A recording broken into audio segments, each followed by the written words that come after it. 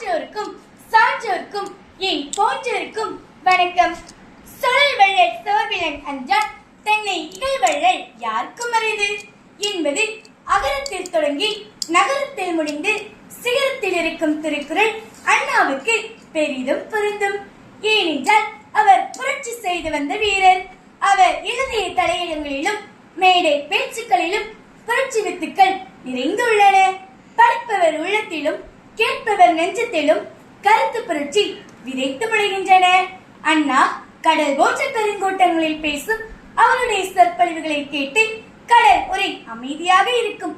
இடையிடையே கைத்தட்டும் ஆரவாரம் ஒன்றி மனித தலைகளை அலைகளாக மாற்றி காட்சியளிக்கும் இந்த பெரிய மக்கள் சமூகத்துக்கிடையே ஒளியாக இருக்கும்.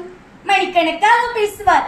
அவருடைய சொற்கள் அறிவாற்றல் வாய்ந்த சொற்கள், கருத்து புரட்சி நிறைந்த சொற்கள். அவருடைய சொற்கள் சான்றோருக்கு அறிவு விருந்து ஆகிறது, கல்லாதவருக்கு பகுத்தறிவு தூண்டுகோல் ஆகிறது, கருத்து வேறுபாடுடையவர்களுக்கு ஆராய்ச்சி சுடர் விளக்கு ஆகிறது என்பார் டாக்டர் மு. வரதராசனார். அண்ணாவின் எதிரை மூனை நயம், அண்ணாவின் அடுக்கு சொல்லழகு, அண்ணாவின் குட்டிக்கதையில் அண்ணாவின் மேற்கோள்கள், அண்ணாவின் பழமொழிகள் அனைத்துமே எல்லோரையும் மேடை பேச்சாளராக மாற்றும். ஊமைகளின் நாவாக வந்தவன் நீ பேசுகிறாய், வார்த்தைகள் பூப்படைகின்றன. நீ பேசுகிறாய், திடீரென்று தீபங்கள் எரிகின்றன. உன் பேச்சு போர்க்களத்து வாழ்வீச்சோ, பொன்மலையின் தூரல் பூவன்று வாய் திறந்து போரை கலக்கின்றது. கிழக்கின் புன்னகையை கேள்விகளின் சுய வீரமே, வழக்குகளின் புது தீர்ப்போ, வார்த்தைகளின் படையெடுப்போ. உன் வாய் அல்ல, அது எங்கள் உணர்ச்சிகளுக்கு பாலூட்டிய தாய் மூளை. உன் சொற்கள் அல்ல, அது எங்கள் நிர்வாணத்தை மறைத்த ஆடைகள் என்பார் கவிக்கோ. மேடை பேச்சில் வீர விளையாட்டை நிகழ்த்தி தமிழகத்தில் வியக்கத்தக்க விளைவுகளை கண்டவர் அண்ணா. காரணம், அவர் வியக்காத படிப்பாளர்.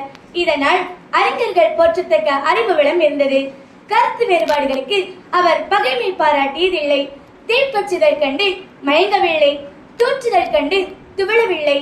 சொல்லாற்றல் பற்றி எல்லோரும் சாதிக்காததை அண்ணா சாதித்தார். அவரை சுற்றி வரும் பண்பு நலமும் தலைமை குணமும் அவருடைய பேச்சுக்கு எல்லையற்ற ஆற்றலை கொடுத்தன.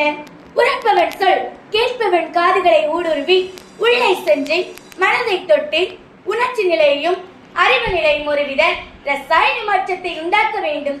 அப்படி சொல்லை ஆடுகிற சொல்லாற்றல் அனைவரிடமும் இருந்தது. அவர் பேச்சும் எழுத்தும் கல்வெட்டுகளாக நிலை பெற்று விட்டன. அண்ணா கலை அறிந்தவர், தமிழ்நாட்டின் பழைய நிலை அறிந்தவர். தமிழர் கோழைகளாய் மோளைகளாய் குன்றாது காளைகளாய் களிர்களாய் வாழ விரும்பியதால் தமிழர் வாழ தமிழர் பண்பாடு சிறக்க நினைத்தவர் புகழ் வாழ்க என்று கூறி விடைபெறுகிறேன். நன்றி, வணக்கம்.